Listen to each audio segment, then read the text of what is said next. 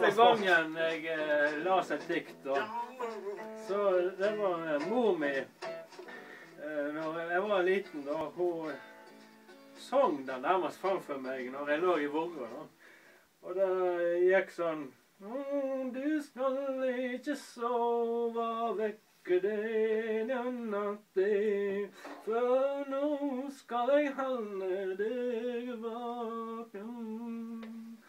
Du er så tørr om øyra ditt, men du er vondt i baken.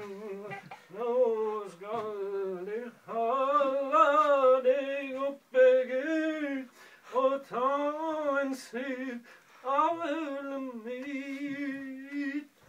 Og faren han kjem inn her med en klut, den skal du holde for munnen.